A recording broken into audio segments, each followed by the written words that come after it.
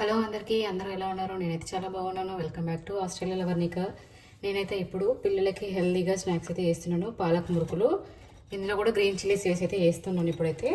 So మంచి క్రిస్పీగా అయితే వచ్చినాయి చూడండి. ఇంకా ఇలా అంటేనే ఎరిగిపోతున్నాయి, కూడా వచ్చినాయి ఇంకా క్రిస్పీగా.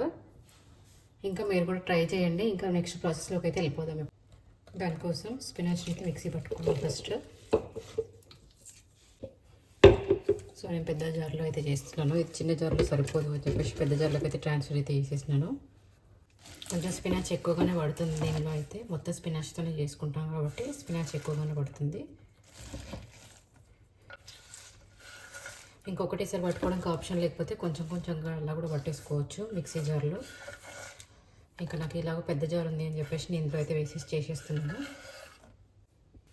ఇంకా 1 స్పూన్ జీలకర్ర, ఒక 3-4 గార్లిక్, 7 to 8 వచ్చేసి గ్రీన్ చిల్లీస్. ఇది ఆప్షనల్. గ్రీన్ చిల్లీతో అయినా చేసుకోవచ్చు, లేదు అంటే చిల్లీ పౌడర్తో అయినా చేసేసుకోవచ్చు. సో నేనైతే గ్రీన్ చిల్లీస్ వేసేసి చేస్తున్నాను ఇప్పుడైతే. సో వాటర్ కూడా యాడ్ చేసుకున్నాను, ఎందుకంటే మిక్సీ కావడానికి వాటర్ వేస్తేనే మిక్సీ అవుతుంది కదా, పేస్ట్ లాగా అవుతుంది. సో అందుకోసం వాటర్ కూడా యాడ్ చేశాను. ఇంకా దీన్ని మొత్తం ఫైన్ పేస్ట్ లాగా పట్టేసుకోవాలి ఇప్పుడైతే.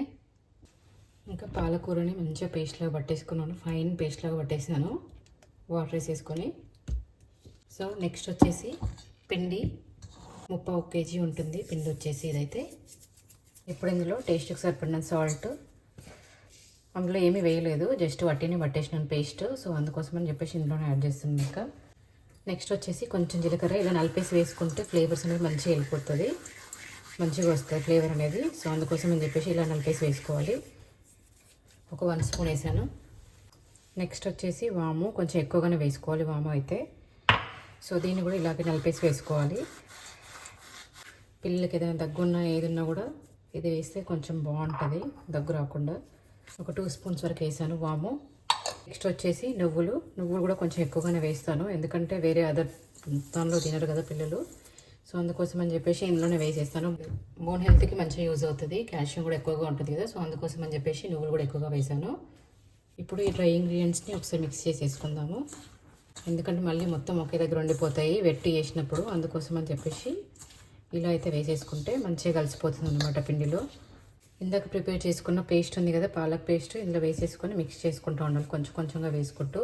పేస్ట్ని కొంచెం కొంచెంగా యాడ్ చేసుకుంటూ మిక్స్ చేసేసుకుందాం. ఇప్పుడు పాలకూరలో సాల్ట్ కూడా ఎక్కువగా ఉంటుంది కదా, అందుకే చూసుకొని వేసుకోవాలి. సో ఇంకా మొత్తం అయితే వేసేస్తున్నాను. ఇంత వేసుకొని మంచి బాల్ లాగా అయ్యేంతవరకు మిక్స్ చేసేసుకోవాలి పిండిని. ఇంకా ఇందులో ఫైబర్ కూడా ఎక్కువగా ఉంటుంది స్పినాచ్లో, అలాగే ప్రోటీన్ కూడా ఎక్కువగా ఉంటుంది, అలాగే ఐరన్ కూడా చాలా ఎక్కువగా ఉంటుంది ఇందులో అయితే.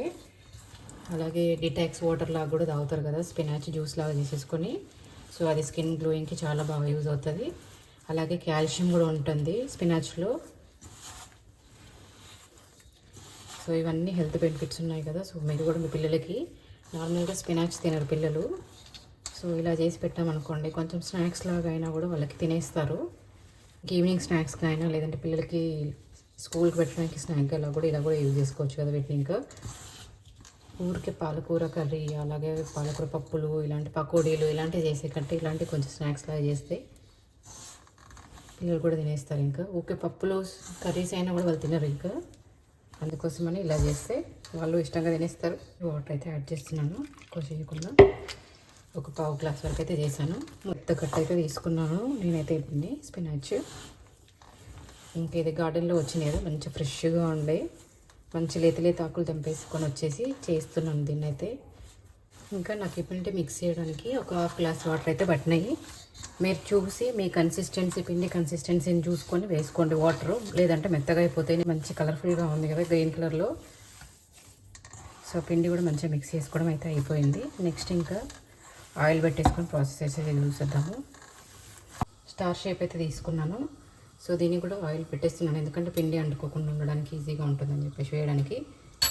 సో ప్లేట్ కూడా తీసేసుకున్నాను, ఎందుకంటే నేను డైరెక్ట్ వేస్తే కొంచెం వేడి అనేది వస్తుంది కదా ఆయిల్లో వేస్తే అని చెప్పేసి ఇలా ప్లేట్లో వేసేసి అయితే వేస్తున్నాను నేను. మీరు కావాలి అంటే డైరెక్ట్ ఆయిల్లోనే ప్రెస్ చేసేసుకోవచ్చు.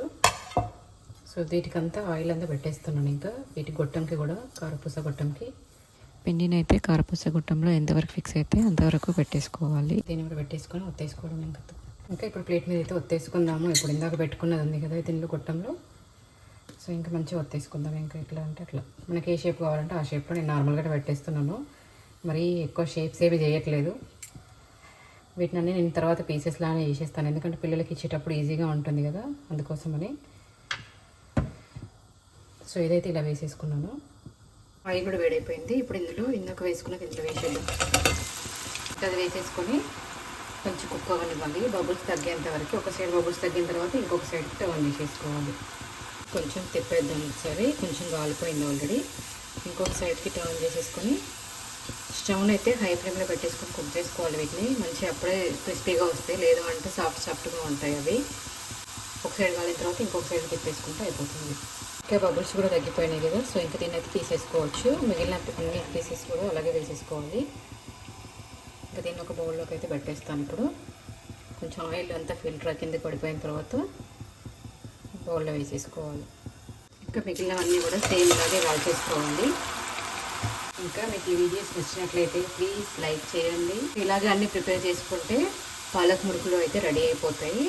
ఇంకా మీరు కూడా మీ పిల్లలకి ఇలా చేసి పెట్టేసేయండి. మీ పిల్లలు స్నాక్స్ బాక్స్లోకైనా లేదంటే ఈవినింగ్ స్నాక్గా అయినా చేసి పెట్టేసేయండి, వాళ్ళు కూడా తింటారు. పాలకూర నార్మల్గా తినరు కదా ఎవరైనా కూడా, ఎక్కువసారి తినాలి అన్న పిల్లలకైనా బోర్ వస్తూ ఉంటుంది. సో ఇలా అయితే ట్రై చేసేయండి ఇంకా మీరు కూడా. ఇంకా ఈ వీడియో మీకు నచ్చినట్లయితే లైక్ చేయండి, కామెంట్ చేయండి, అలాగే మీ ఫ్రెండ్స్ కూడా షేర్ చేసేయండి. అలాగే ఇప్పుడు వీడియోస్ చూస్తే ఎవరైనా సబ్స్క్రైబ్ చేసేయండి. పక్కనే ఉన్న బెల్ ఐకాన్ మీద కూడా కొట్టేసి పెట్టేసేయండి. ఈ వీడియో అప్లోడ్ చేయడానికి మీకు నోటిఫికేషన్ వస్తుంది. Thanks for watching my videos. Bye.